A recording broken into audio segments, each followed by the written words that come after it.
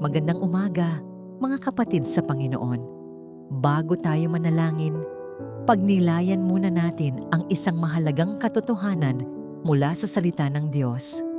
May tanong ako para sa iyo ngayong umaga. Naranasan mo na bang manahimik tungkol sa iyong pananampalataya dahil natakot kang ma-judge ng ibang tao?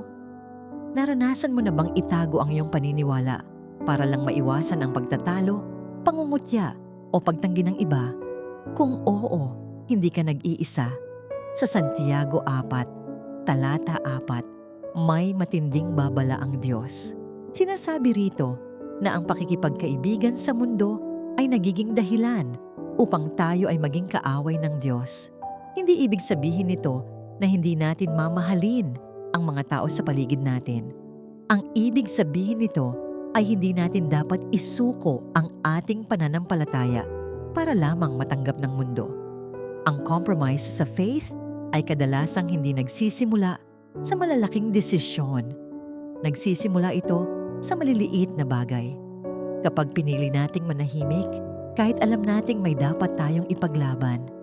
Kapag binabago natin ang ating paninindigan para lang hindi ma-offend ang iba. Kapag mas mahalaga sa atin ang opinyon ng tao kaysa sa sinasabi ng Diyos. At ang nakakatakot dito, minsan hindi na natin napapansin na nagko-compromise na pala tayo. Unti-unti natin itong tinatanggap hanggang sa maging normal na bahagi ng ating buhay. May isa pang talata na nagbibigay sa atin ng mahalagang aral. Sa Juan 12, 42 hanggang 43, sinasabi ng maraming leader noong panahon ni Jesus ang naniwala sa Kanya. Ngunit hindi nila ito maamin sa publiko dahil natatakot sila sa sasabihin ng ibang tao. Ayaw nilang mawala ang kanilang posisyon, impluwensya at pagtanggap ng lipunan. Sabi ng Biblia, mas minahal nila ang papuri ng tao kaysa sa papuri ng Diyos. Kung tutuusin, nangyayari pa rin ito hanggang ngayon. Maraming tao ang naniniwala kay Kristo pero nahihirapang ipakita ito sa kanilang buhay. Minsan natatakot tayong tawaging sobrang relihiyoso. Minsan ayaw nating mapahiya. Minsan gusto lang nating makisama at makisabay sa karamihan. Pero bilang mga mananampalataya, hindi tayo tinawag para sumunod sa uso. Tinawag tayo para sumunod kay Kristo. Ang totoo, madaling mag-compromise dahil natural sa tao ang gustong tanggapin ng lahat. Walang gustong ma-reject. Walang gustong mapag-usapan o mapag-iwanan. Kaya kapag may usapan tungkol sa pananampalataya, minsan pinipili na lang nating manahimik. Kapag may maling ginagawa ang karamihan, minsan sumasabay na lang tayo. Kapag alam nating may dapat tayong sabihin, minsan pinipili nating huwag magsalita. Pero kailangan nating tanungin ang ating sarili. Mas mahalaga ba sa akin ang approval ng tao kaysa approval ng Diyos?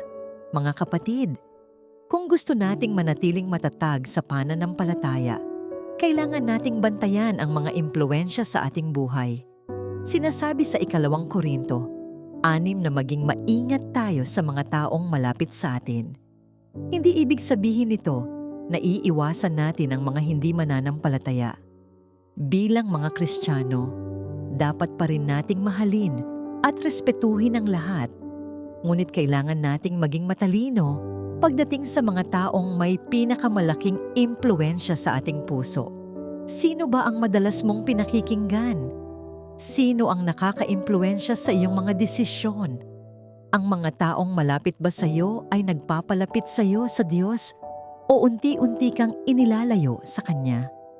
Mahalagang suriin natin ito dahil madalas ang ating direksyon sa buhay ay naaapektuhan ng ating mga kasama. Bukod dito, kailangan din nating palakasin ang ating tapang. Sinasabi sa Kawikaan 28, isa na ang matuwid ay matapang na parang leon. Hindi ibig sabihin nito na magiging palaaway tayo o agresibo. Hindi rin ibig sabihin na lagi tayong makikipagtalo.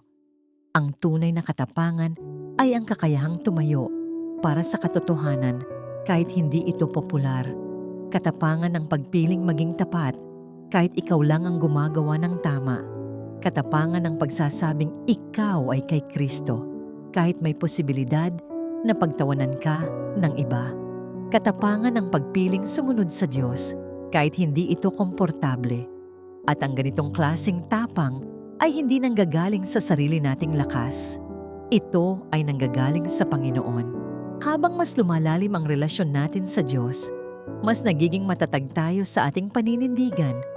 At panghuli, kailangan nating ayusin ang ating mga prayoridad. May mga bagay sa mundo na maganda. May mga oportunidad, relasyon, at pangarap na mahalaga. Pero walang kahit anong bagay ang dapat maging mas mahalaga kaysa sa ating relasyon sa Diyos.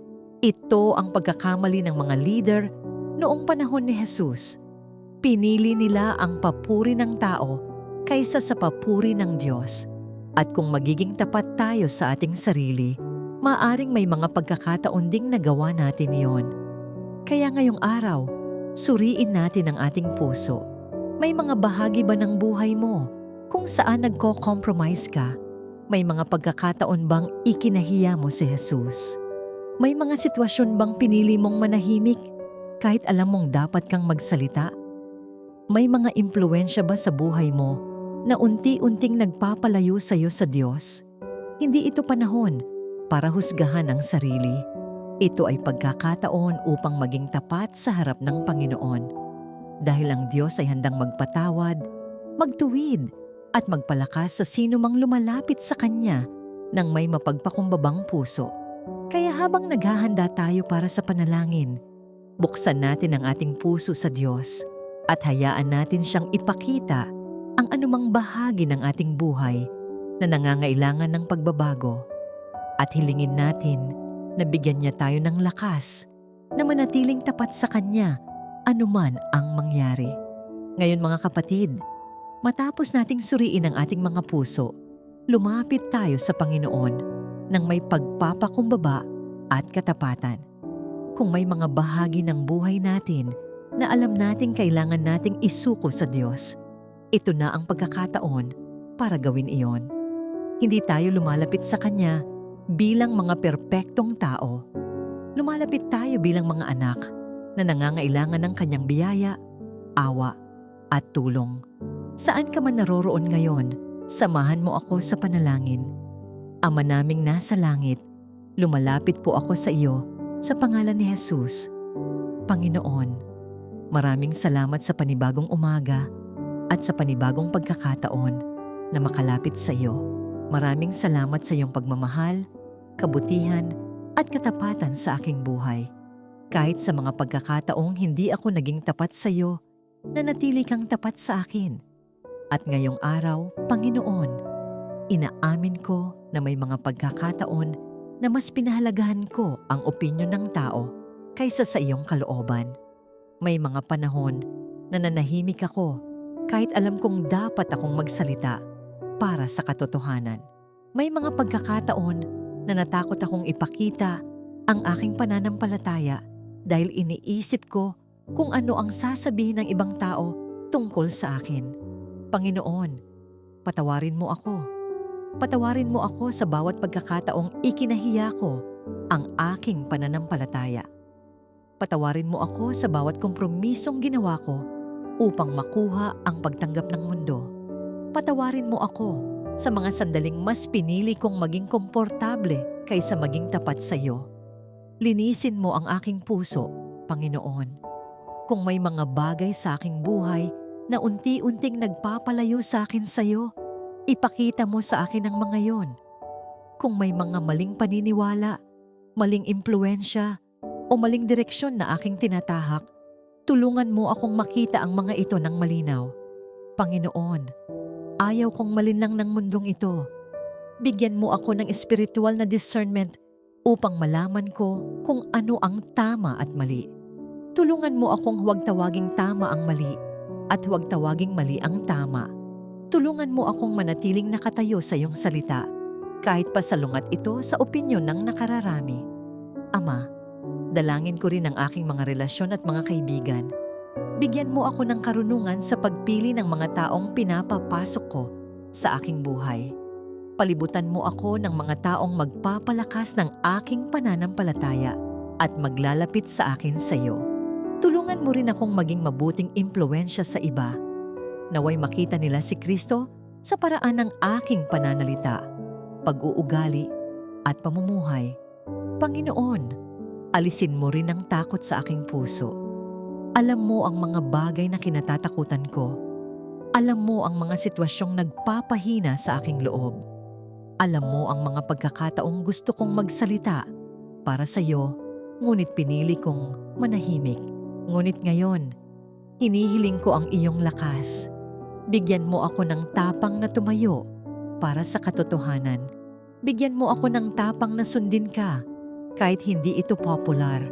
Bigyan mo ako ng tapang na manatiling tapat kahit hindi ako maintindihan ng ibang tao. Bigyan mo ako ng tapang na piliin ka araw-araw kahit may kapalit itong sakripisyo. Panginoon, tulungan mo akong huwag mabuhay para sa papuri ng tao. Tulungan mo akong huwag gawing sukatan ng aking halaga ang opinyon ng iba. Ang nais ko, Panginoon, ay maging kalugod-lugod sa iyong paningin.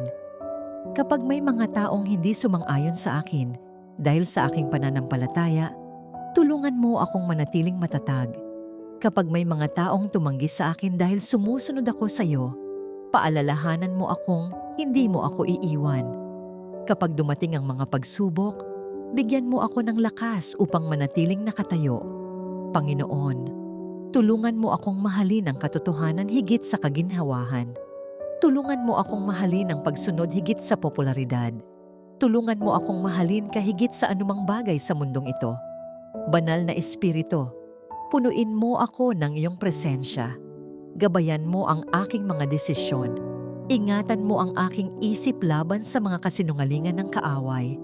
Palakasin mo ang aking pananampalataya upang hindi ako matinag sa gitna ng mga hamon ng buhay. Dalangin ko rin ang bawat taong nakikinig sa panalangin ito ngayon. Panginoon, hawakan mo sila kung saan man sila naroroon. Palakasin mo ang kanilang loob. Pagalingin mo ang kanilang mga sugat.